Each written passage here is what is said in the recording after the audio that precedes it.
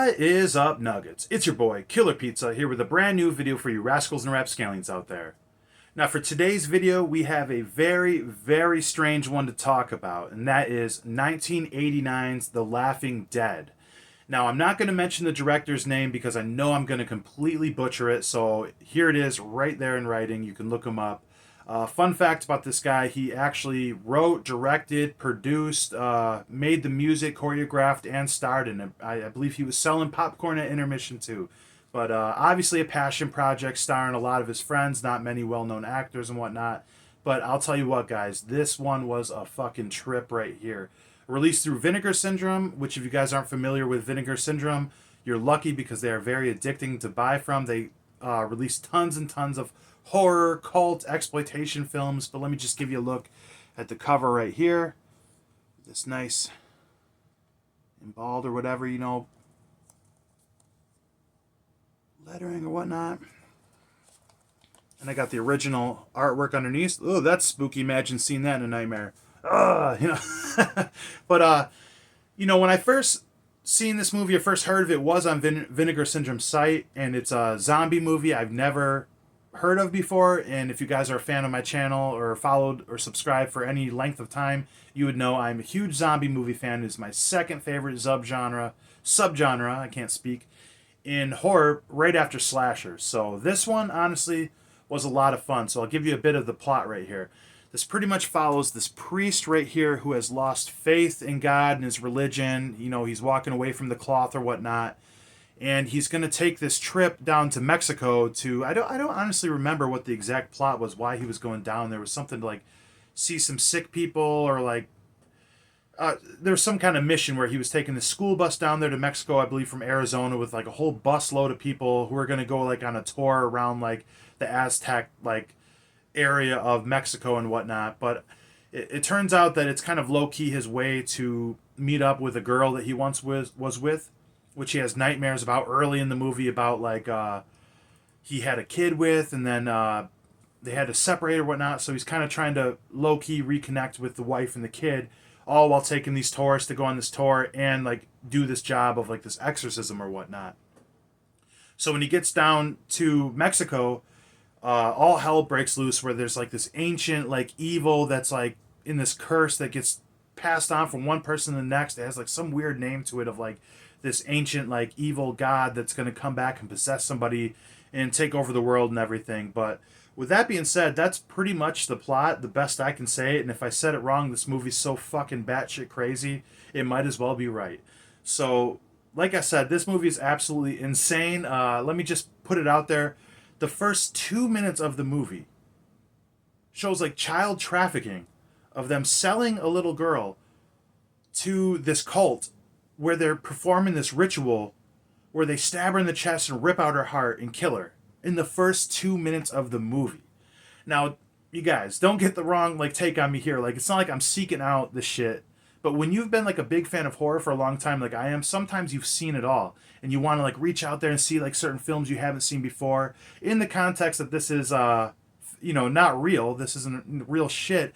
Sometimes you just got to see the wildest shit in movies. And I couldn't believe it when they fucking killed this little girl in the first fucking 2 minutes. I said, holy shit, this movie's about to be fucking crazy, which it is. So we get introduced to some of our characters, the priest, the girl he used to be with, and her son. There's this Asian girl that's along on the trip that ran away from her dad or something. Her dad passed away or something like that. We got a couple, we got probably half a dozen main characters rolling with them all on this bus. And this movie gets pretty crazy once they get rolling right off the bat. And I would say a big criticism I've heard from this movie, I watched a couple reviews, they say that the acting is so bad because a lot of the actors weren't actors. They were people that were friends with the director, the writer-director, and everything else included, and starred in this movie. And to be quite honest, I have seen straight to DVD. I've seen really, really bad acting. And though this was bad, I didn't think it was the worst in the sense that it held my attention through the dialogue that they had, through the first act at least. So I can't give too many complaints on the acting. It wasn't good, but it wasn't the worst, if I can put it that way. So anyways, this movie, there's not really much to say about this. Besides how batshit crazy it is. I should mention what really takes the shit off the hinges is at one point this priest goes into like this doctor's house where they have their daughter locked in the back room, and apparently she's been like possessed, like the exorcist. And he goes in the back room, he's supposed to go cure her and everything, and he feels kind of like off about it because the doctor's last name who brought him in apparently is like the same name as like these ancient evil gods or whatnot. So he's kind of questioning it, but he goes in reluctantly. They leave him in the room with this girl, and I'll give her credit. This girl that played the girl getting like possessed by a devil, she was sprawling all around the bed, this cot, just like in The Exorcist. It looked very scary. Personally, I think a lot of things that spook me out in horror movies are like exorcisms and possessions. That stuff spooks me out. Or like ghosts are pretty scary, though I'm not into much ghost movies. Most of them have become found footage, and I'm not the biggest fan of found footage, but I digress.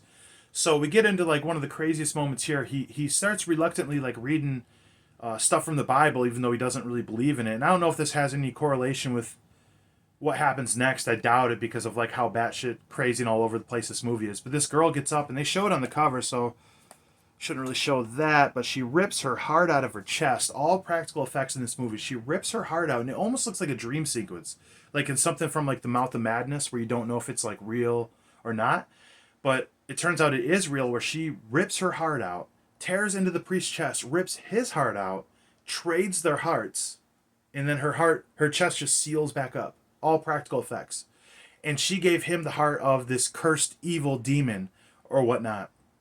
So now he is the possessed one, and he's kind of going on playing it off like he's normal, but at the same time, sneaking away and doing these kills. And that's pretty much the second act until we get to the third act, which is where the shit gets really crazy, where they pretty much seal up all. They run outside once they see like a murder or something, a killing, all the tourists and everything. And this is where like brick walls start appearing all around the hotel like tourist area they're at, and they're locked into this area. And these like two Indian guys they seen earlier are tearing up the bus and everything, popping the tires, doing whatever they can so they can't leave. And this is one of the funniest parts of gore. This Tommy Chong looking motherfucker that's the bus driver walks up. I can't remember what role they said. I think they said he was something in particular to like the production set. But I digress. He goes up like, "Hey man, what do you think you're doing?" And they start playing this flute, and the flute like puts this magical ring around his neck that chokes him, and he gets dropped to the ground. Someone tries to help him, and then the Indian guy with his telepathical powers just goes, and it shows like the parking brake go off the bus. This shit goes over the dude's head. We get a head getting crushed by a tire. Practical effects, fucking awesome. It ruled. His whole head gets smashed. His eye pops out and everything. They try to escape, and you get these skeletons like an army of darkness surrounding the area, scaring everyone, spooking them off. They run away and go hide inside. And then this is where the priest kind of goes crazy in there, and he starts killing everybody like in the lobby of the hotel. Another cool kill, he rips this guy's arm from the socket straight off, blood squirting everywhere. He takes the arm, and this reminds me of like Dead Alive in a way, like the way it's done. But he sticks the fucking hand, the guy's hand, whole arm down the guy's throat, but it shows like his hand opened up like in his mouth, so you can see like the fingertips through his cheek. And I thought that was a pretty cool effect. And I honestly, it slips my mind how they took care of this priest. It finds out these jewels or something. You throw these jewels at him, and it burns him or hurts him, and he ends up fading through this wall. And this is when they have the discussion, reading the old scripts of like the ancient history of like, it says we can beat them in a game of basketball, and all the demons will die. So then, there's that. They end up reading this chant to go through the wall to try to save Earth or existence or whatever the fuck is going on at this point. I don't know. And they're going through this tomb, and I do think this tomb looks good for the budget, but I think the budget was hidden pretty well in the scenery in the first two acts, because this does look cheap. Not bad, but cheap, and it kind of shows you what's going on with this. So we meet up with like the guy who directed the whole shit and did everything else. He's like the main cult leader, and we cut to him. He's got all these kids lined up where they kidnapped the priest and his interest like kid. They're like 8-year-old kid who has like the foulest mouth possible in like all of movies. He's just like, fuck this is fucking stupid, this is lame. They got him lined up with these other kids in like these robes with paint on their face, and the guy that directs the movie, he's up on the deal, just like one by one, just stab a kid in the chest. They don't show it. He's going down with it, ripping it open, pulling a heart out, and he's putting on this big plate of hearts that are just beating one by one. Like he's like, killing isn't easy. I don't enjoy this much. It's pretty fucked up stuff. So before they can get to this point, this young guy who's like an apprentice to the priest, he knows the scriptures and everything, and he goes up. This is the best part in the fucking movie. He goes up to the cult leader and he's like, wait, you can't sacrifice everybody yet because you haven't played me in the sacrificial game of basketball. And the guy, I'm like, what the fuck is happening? He says, oh, you sure have an eye, you sure have a way of reading the fine print.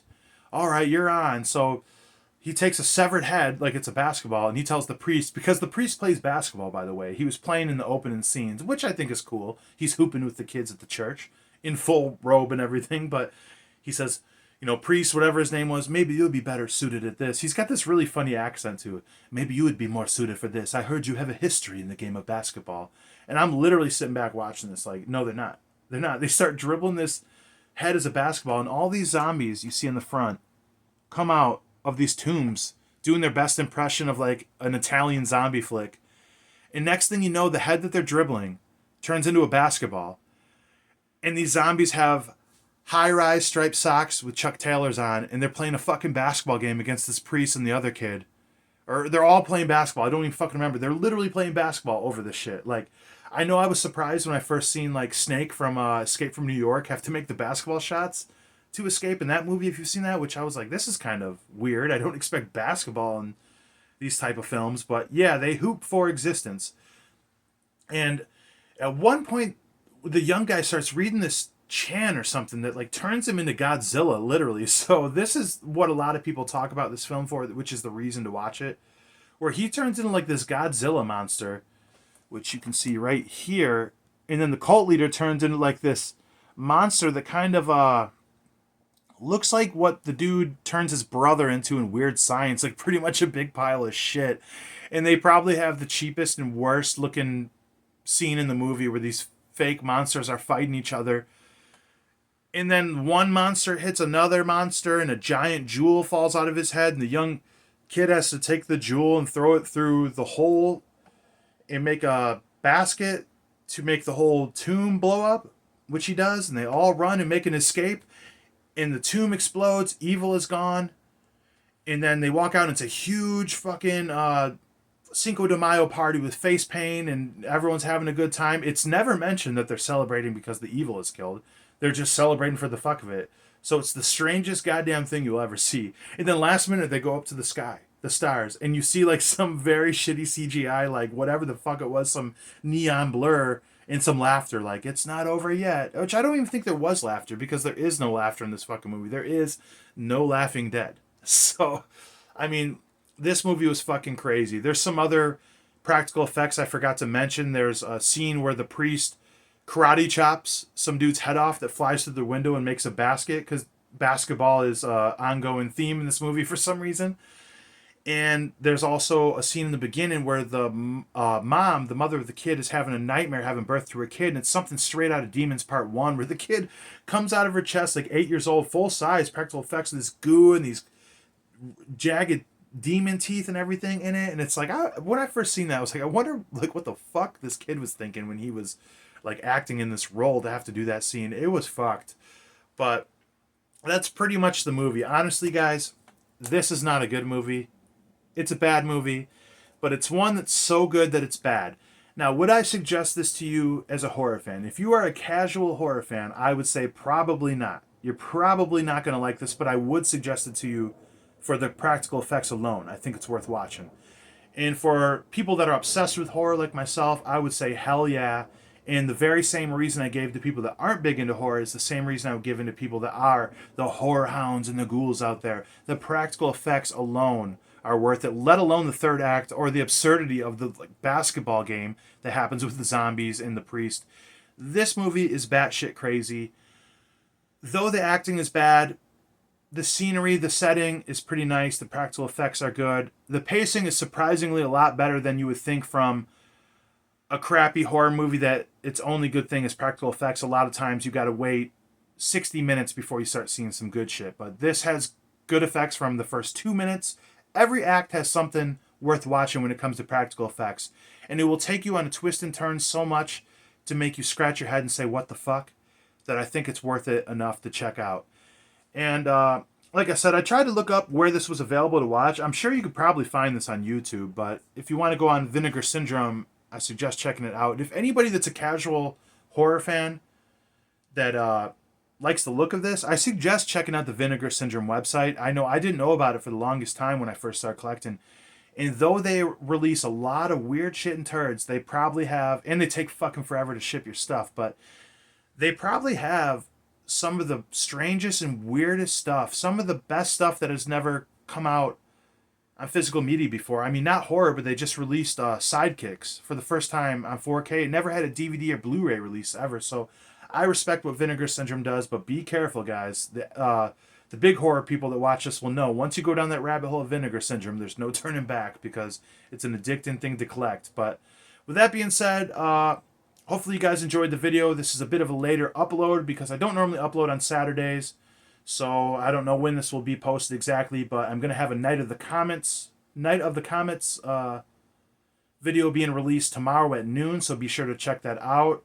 Like, comment, subscribe, all that fun jazz if you'd like. Just appreciate you guys checking this video out in the first place. But hopefully everybody's having a good one. Watch some spooky movies over this weekend. Other than that, Blood Guts Gore. I'll check you guys next time.